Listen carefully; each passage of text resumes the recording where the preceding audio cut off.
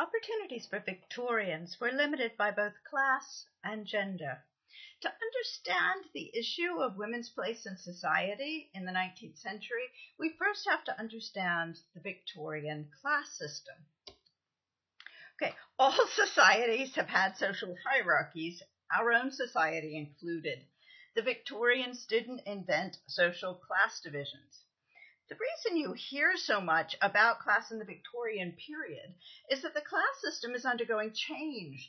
Things that have never been questioned before, the right of the aristocracy to rule, for instance, or the passing of class status from father to son, are now being challenged. So it's actually a sign of progress that Victorians are concerned with class.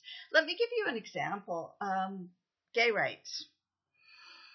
If you read newspapers from the 1940s and 50s, you see almost nothing about gay rights. No one opposed to gay rights at all. Does that mean things were great for homosexuals in the 1940s and 50s? No, it doesn't. Now, you hear lots about gay rights, both positive and negative. Does that mean things are worse for homosexuals now because there's all this controversy? No, it doesn't. Right?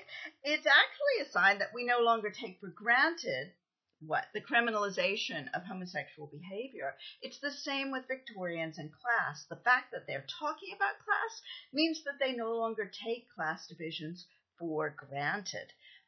Controversy accompanies social change. The most important point to understand about the Victorian class system is that social class in Victorian Britain was not mainly about money. Social class in America is more about money. It's not entirely about money, but it's more about money than in Britain. But in Britain, it's not mainly about money. An aristocrat could be broke or deeply in debt, and he was still an aristocrat. A skilled working class man often made more money than men in the middle class, but that didn't make him middle class. There was class mobility, but generally, it was slower. It came across generations. You could elevate your son into the upper middle class, but it might be difficult to elevate yourself. So if it's not money, what is it? Well, birth, right? The only way into the aristocracy is birth, or for a woman, birth or marriage.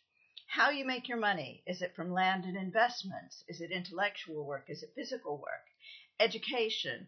Are you university educated? Are you literate or illiterate? And finally, values. So I'm going to go through the Victorian social classes and talk a little about them. First, the aristocracy, the upper class. For men, being a member of the aristocracy depends entirely on birth. And it will include some kind of title: Duke, Earl, Baron, Viscount. Right? Aristocratic men do not work for a living. Their income comes from land or investments. Women can join the aristocracy by birth or by marriage. So a woman takes on the social class of her husband rather than vice versa. And aristocratic women do not do paid labor. Next down the social scale is the landed gentry. They might have a minor title like baronet or knight, or no title at all. And these are the people who are characters in most of Jane Austen's novels. They're considered gentlemen and ladies. What does it mean to be a gentleman? Well, gentlemen generally do not work for a living. They own land, and their income comes from land or investments. Ladies in the gentry do not do paid labor. There are a limited number of occupations, though, that are open to men of the gentry without losing their class status.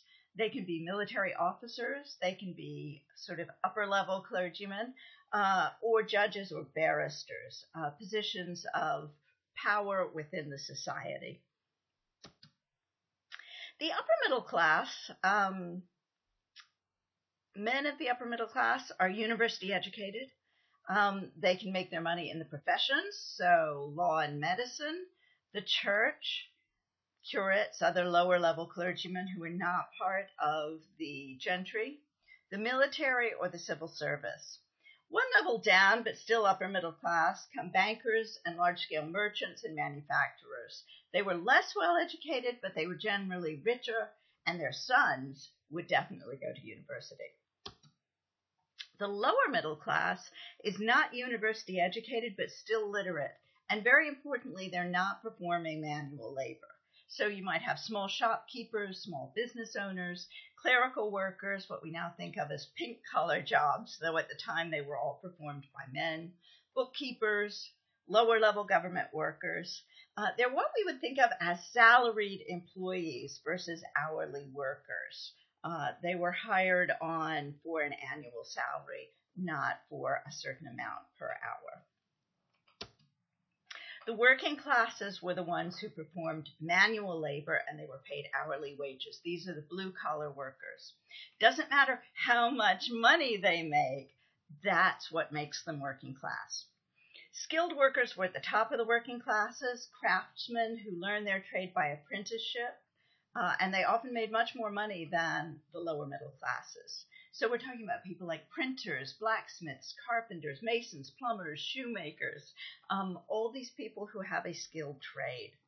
Semi-skilled and unskilled laborers were at the bottom of the working classes. They had little education, many were illiterate. What they had to sell was their labor. And these would include farm laborers, household servants, factory workers, miners, and many, many more.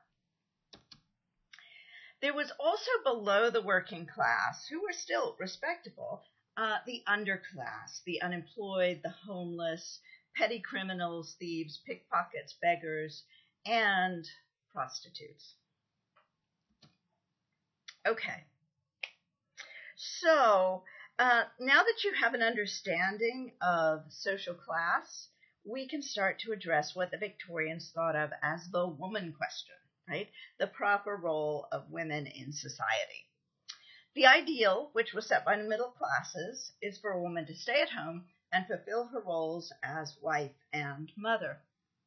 She would generally not do any manual labor in the household. The middle class had servants who did the actual housework. So she's not a housewife in the way we think of a housewife. But she is a wife and mother. She would run the household, hire and fire servants, and educate the children. Although she belonged to the aristocracy, the picture you have here is of Queen Victoria, her husband Prince Albert, and their many, many children. And they are clearly representing here that middle class ideal. The Victorians also idealized motherhood. Here you see a picture of Queen Victoria, Prince Albert in the background, and her son, Prince Edward, and she's looking very, very much like the Virgin Mary, right? So motherhood itself is holy. It's sacred. And so this is woman's sacred duty. Okay, so that's the ideal.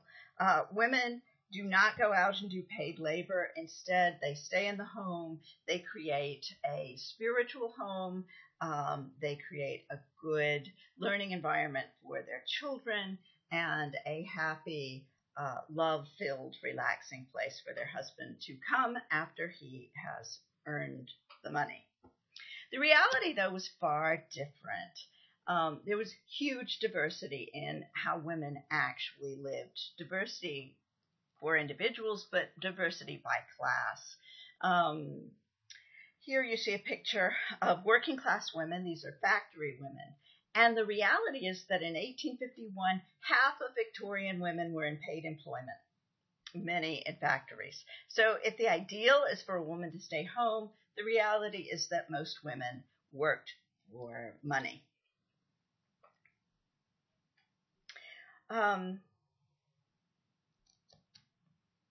You also have working class women working as domestic servants. That's probably the second most common job for a working class woman. So factory workers, domestic servants, all these women were working class. Women were not accepted as apprentices. So working class women couldn't become skilled laborers. They remained at the bottom of the working class. There was always a danger, though, that a working class woman would be seduced or lose her job and drop into the underclass, becoming a prostitute. Earlier ages, the late 18th century, the period of the Romantics, had accepted prostitution without question. It's just something that men needed. But the Victorians saw it as a social evil, with women sacrificed to the needs of men, and tried to do a good deal to stop it or at least regulate it. Middle-class women had very few ways that they could earn money without losing class status and any hope of marrying within their social class. They could become a governess or possibly a teacher at a girls' school. They could be a companion to an old lady who wanted someone to read to her, or they could become professional writers. Right? But most other jobs would sink them below the middle class. In general, middle class women do not have to work. Now, you might think that the women of the gentry or aristocracy had it made, right? Money, status, and servants to do all the hard work.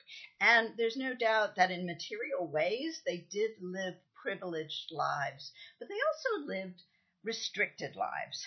For them, the issue was usually how they could make their lives meaningful when they could not pursue any profession and were expected merely to become society wives and hostesses. The ideal, though, was middle-class domesticity, whatever the reality, and that ideal conditioned people's ideas about women and their position in society. This is the ideal that many women are going to fight against for the remainder of the century.